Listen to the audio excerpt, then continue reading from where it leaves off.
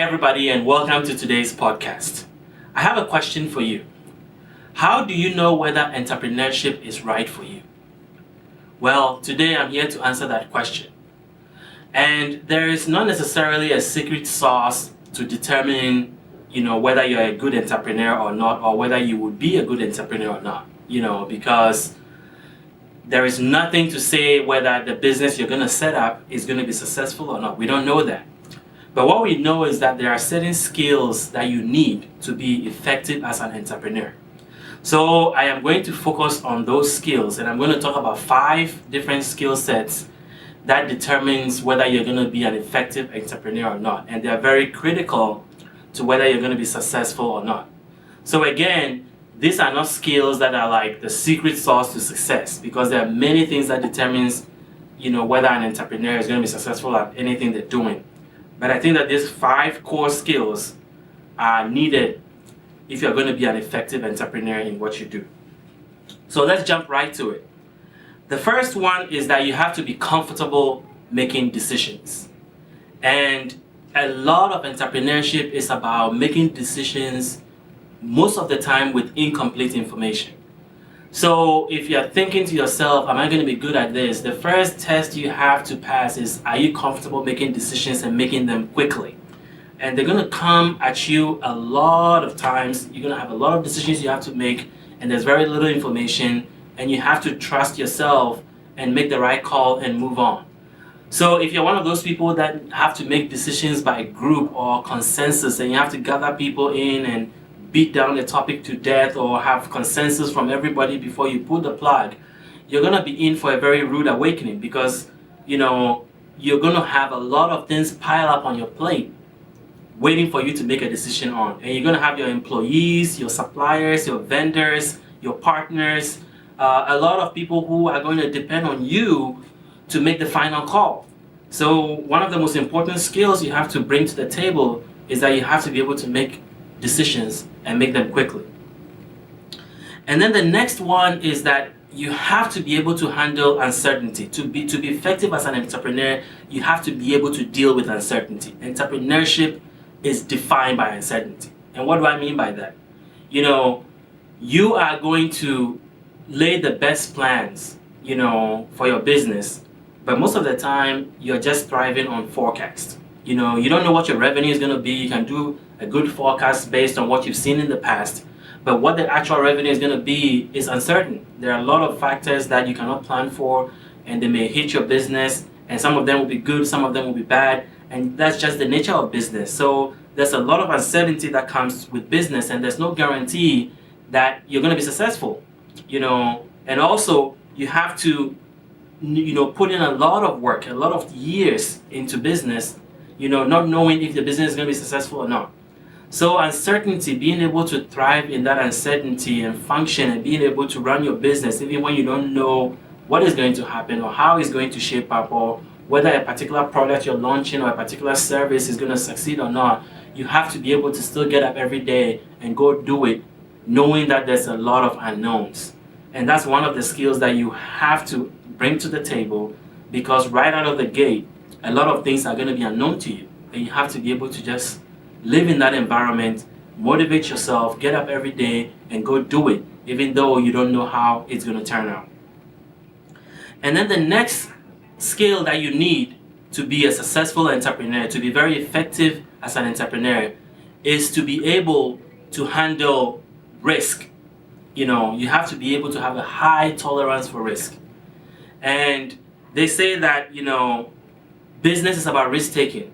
And the larger the risk, the larger the reward. And on the flip side of that, the bigger the risk, if things go wrong, the consequences are huge.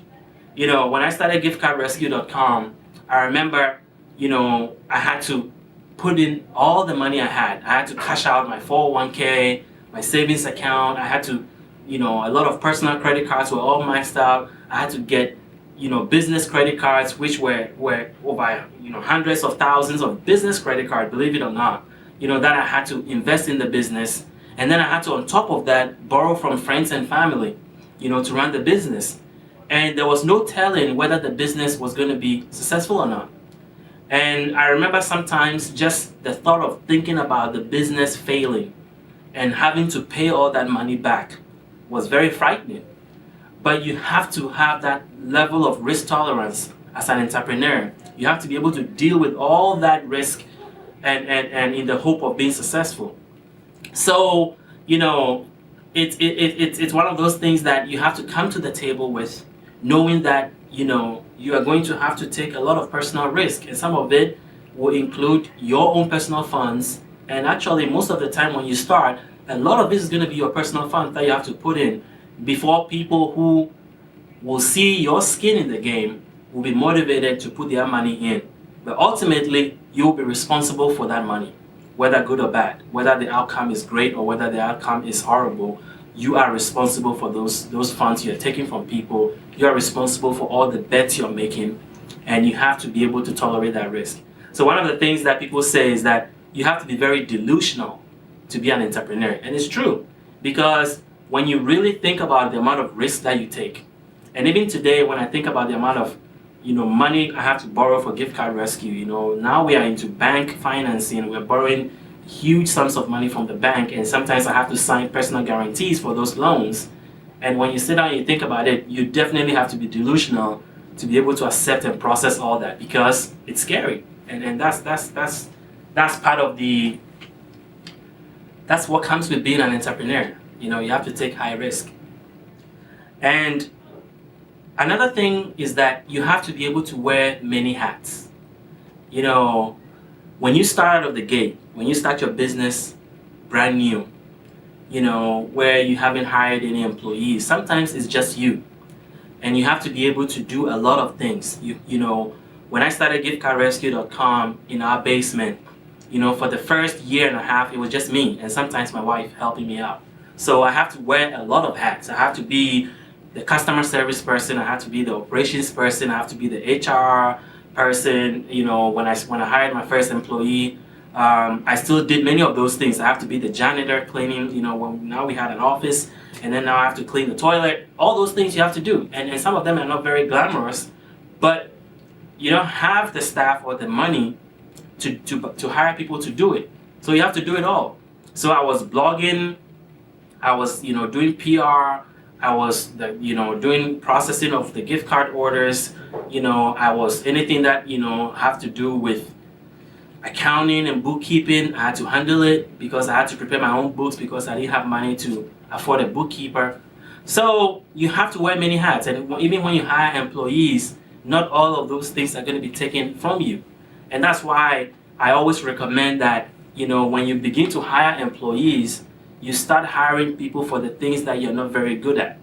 Because when you start, you're going to be doing a lot of things. You're going to wear a lot of hats. So when you start hiring people, you hire people for the first need that you're not good at. So that you start slowly hiring people to take over the things that you're doing, so that you can focus on what you, the entrepreneur, have to do, which is leading the company and making sure that you don't run out of money. But when you start out, you should expect that you'll be wearing many hats, and that comes with the territory. So the next tip or the next skill that you have to bring to the table to be an effective entrepreneur is that you have to be flexible.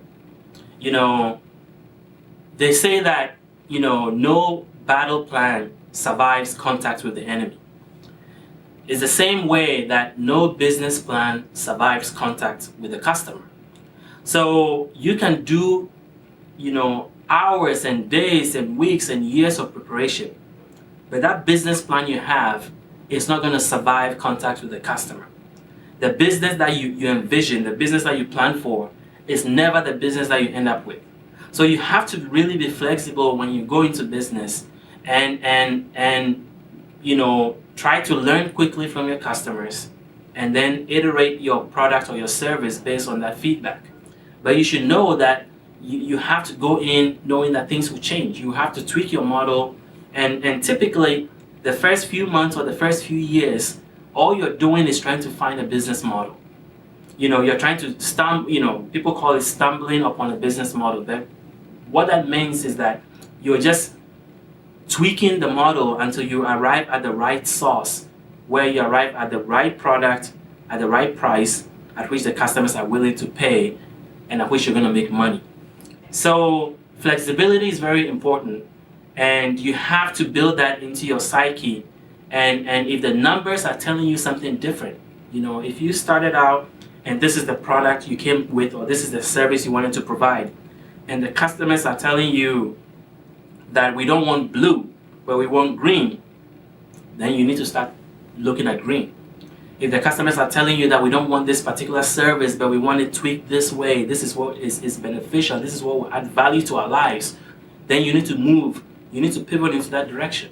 So the flexibility is going to be important if you're going to be successful in business. So these are the 5 skills that I think are important to determine whether entrepreneurship is right for you. Again, as I said, this is not all in all. This is not the secret sauce, but you need these 5 skills if you're going to be effective in managing your business and be successful as an entrepreneur. So that's it for today. Please subscribe to our channel for upcoming videos. Thank you.